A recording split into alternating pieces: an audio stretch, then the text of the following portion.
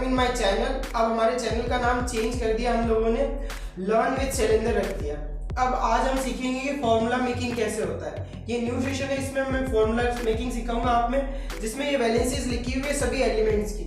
जो एलिमेंट्स आपके लिए यूजफुल होंगे उनकी वैलेंसीज लिख रखी है। जैसे सोडियम के ऊपर आता है +1, सोडियम के बाद में पोटेशियम के ऊपर आता है +1, सिल्वर Ag जिसके ऊपर होता है +1, कॉपर के ऊपर भी आता है +1। कॉपर और कॉपर इसको बोलते हैं कॉपर फर्स्ट, इसको बोलते हैं कॉपर सेकंड। इसकी वैलेंसी होती है +2, इसकी वैलेंसी होती है +1। इन दोनों वैलेंसीज में डिफरेंस होता है। अगर आप आइडेंटिफाई कैसे करोगे, इसको बोलते हैं क्यूप्रस, इसको बोलते हैं क्यूप्रिक।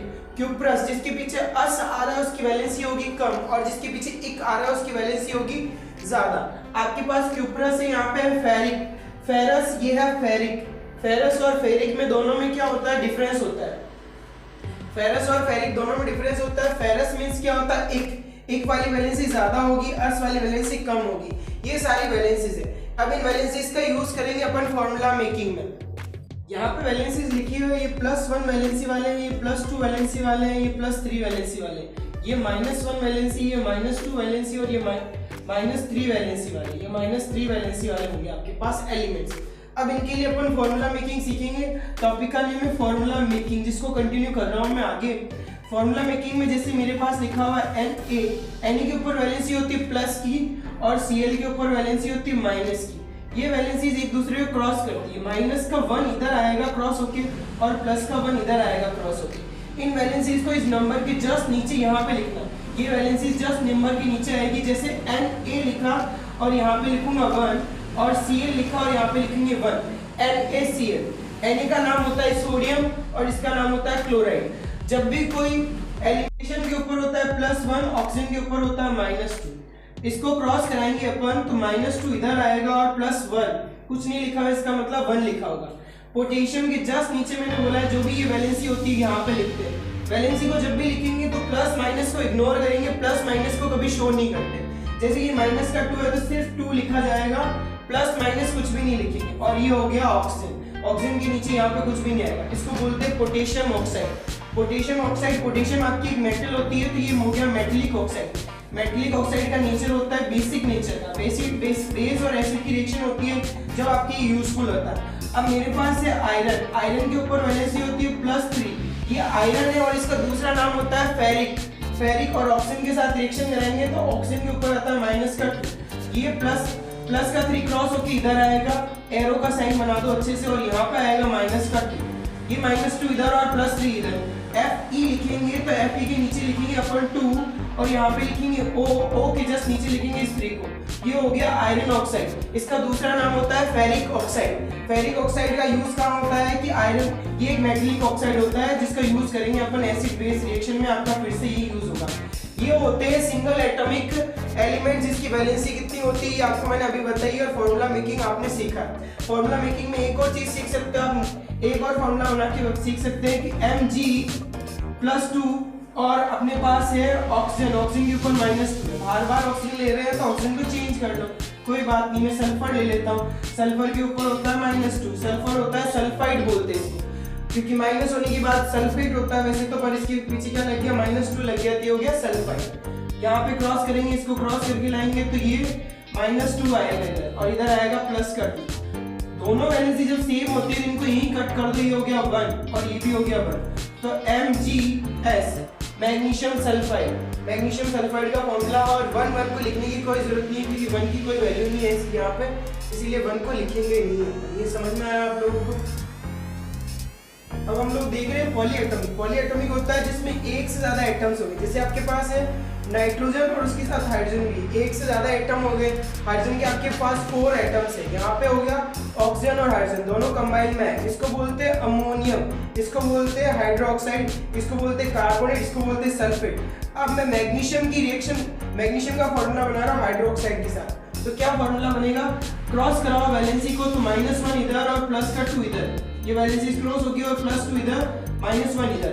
मैंने क्या बोला था, जो भी ये वैलेंसी आती है उसको जस्ट नीचे लिखेंगे तो हो गया Mg, और इस 1 को यहाँ लिखूंगा तो 1 को लिखने का कोई सेंस नहीं। फिर मैंने लिखा OH।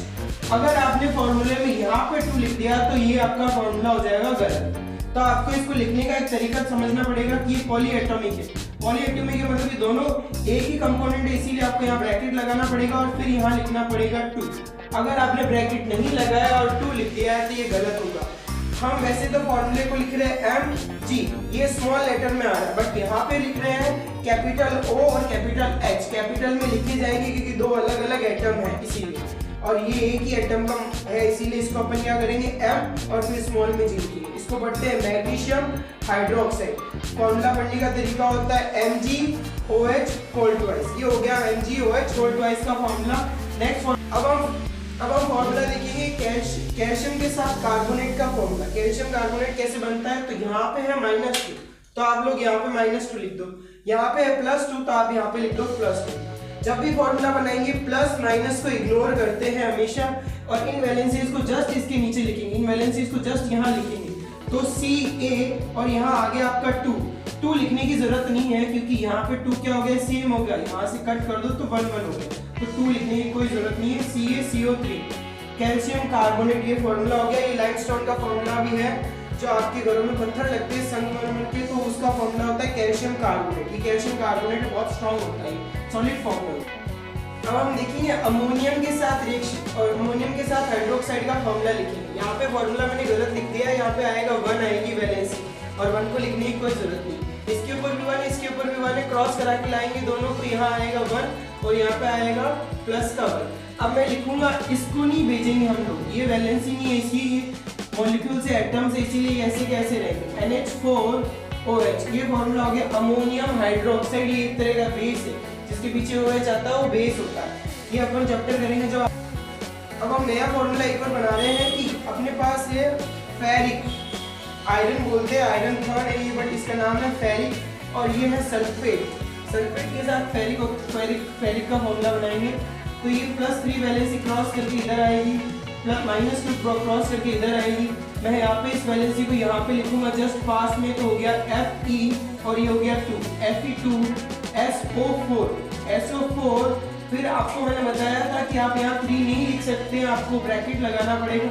आपको ब्रैकेट लगा के फिर 3 लिखना। अगर आपने ब्रैकेट बिना ब्रैकेट लगाए आपने 3 लिखा है तो वो गलत हो जाएगा आपका फॉर्मूला। आपको हमेशा याद रखने की इस फॉर्मूला में ब्रैकेट लगा के फॉर्मूला लिखना है। Fe2SO4 होल थ्राइस पढ़ते हैं। फेरिक सल्फेट हो गया, या फिर आयरन सल्फेट भी बोलते हैं इस फॉर्मूले को।